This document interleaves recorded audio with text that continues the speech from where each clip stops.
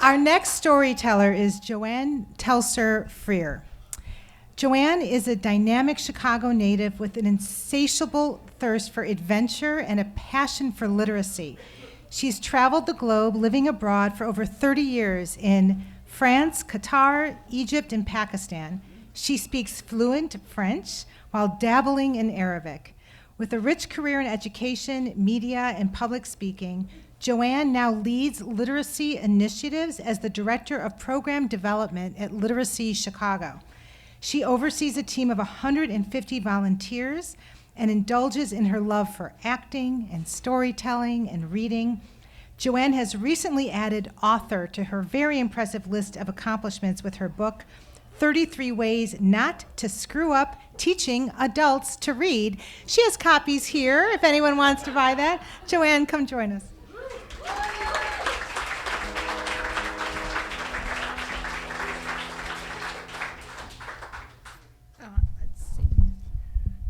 Thank you so much, Susie. I'd like to say Susie has volunteered for Literacy Chicago.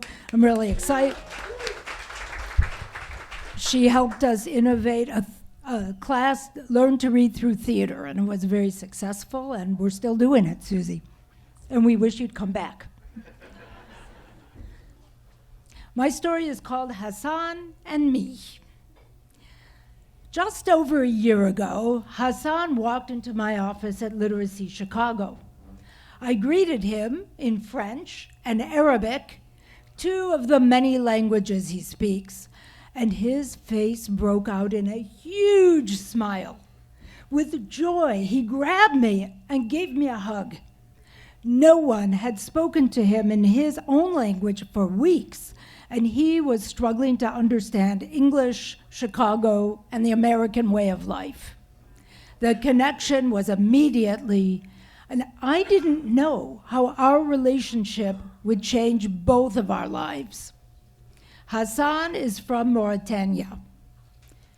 Enslavement still exists in Mauritania, although it is officially banned. Hassan's father was enslaved. I, too, was shocked to learn this just before meeting Hassan. He was referred to Literacy Chicago by our partner, Unite Here Chicago Hospitality Institute, to learn English while awaiting his working papers and his asylum papers so he could join the school. The goal was for Hassan to learn English so that when his paperwork came through, he could join this amazing culinary institute.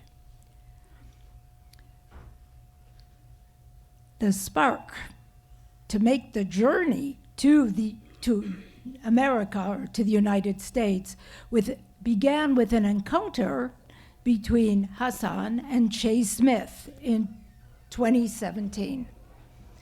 4,700 miles away as the bird flies. Hassan didn't fly here, and I'll tell you how he got here in a minute. Does anyone know who Che Smith is? Che is no ordinary man. Known as Rhymefest to the world, he is a multi-Grammy and Academy Award-winning artist. To me, he is Che Smith, an active and committed member of the Chicago-based organization Abolition Institute, which is focused on ending enslavement in Mauritania. On a trip there in 2017, Hassan met Che. As Che explains it, not having a common language, they weren't able to talk to each other. However, something beautiful and magical happened, and they communicated in a nonverbal, very emotional way.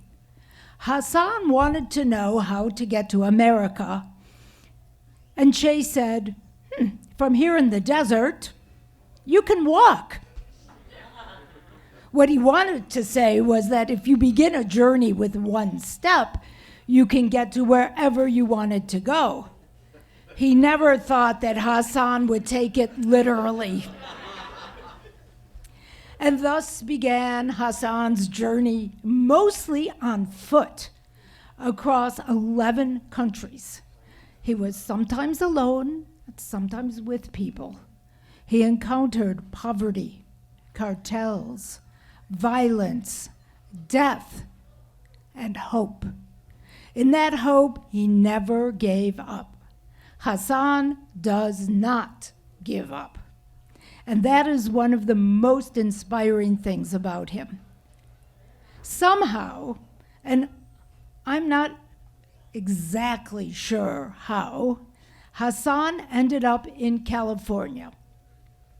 And Sean from the Abolition Institute arranged a flight for him to Chicago. Sean picked up Hassan at O'Hare and told him he was taking him to his new home. Hassan had no idea where that would be. They stopped at a White Castle for Hassan's first taste of America. What do you think about that? Hassan is here tonight.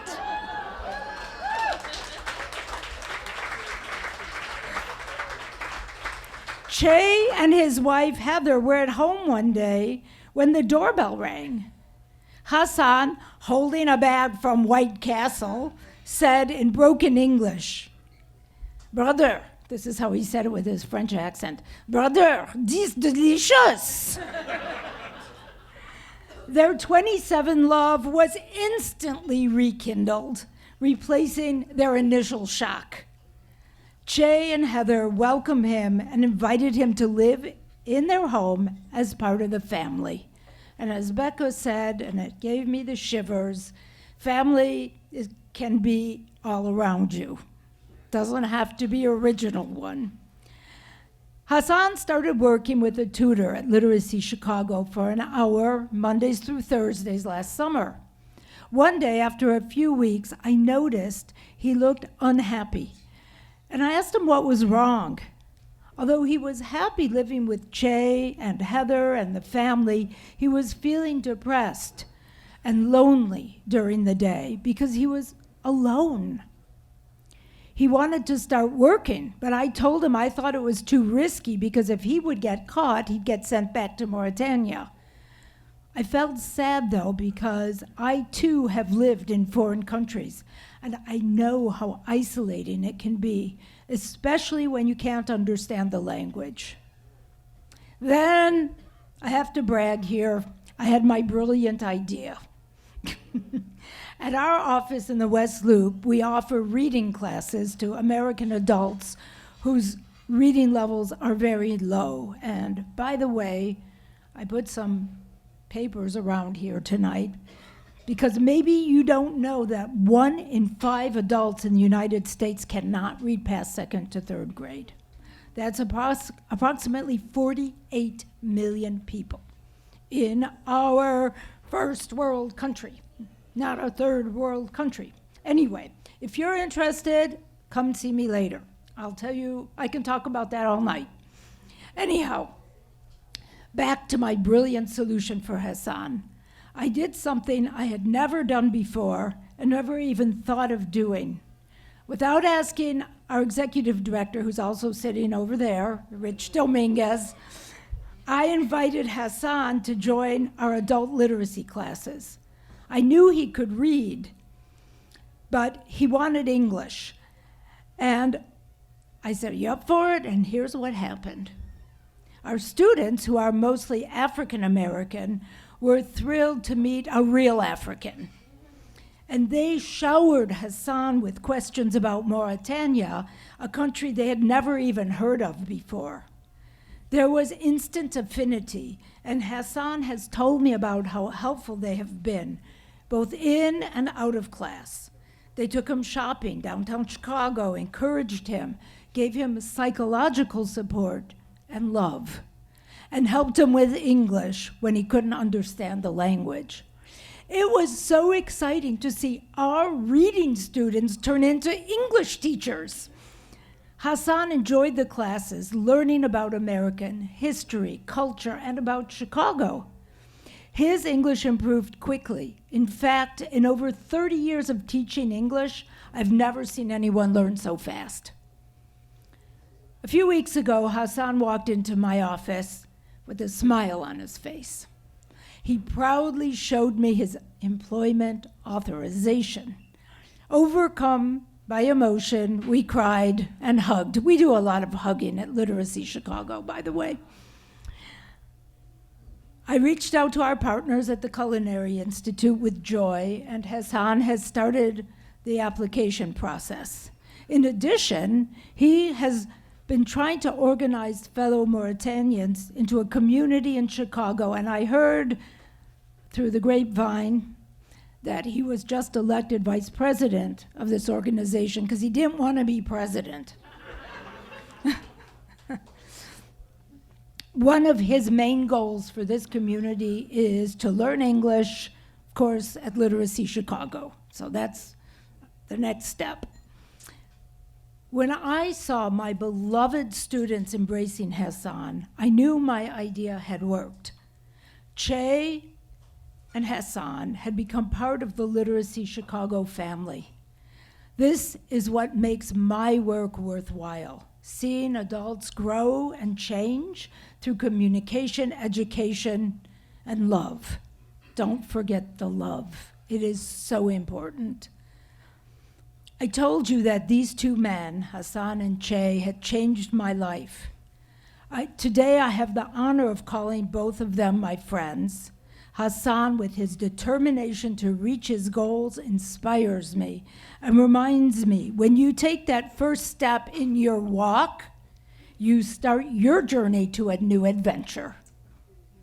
Hassan, can you come here for a sec? Can he come up here for 1 sec? Sure. Just to applaud him. Just for 1 sec. I'm just gonna go give him another hug.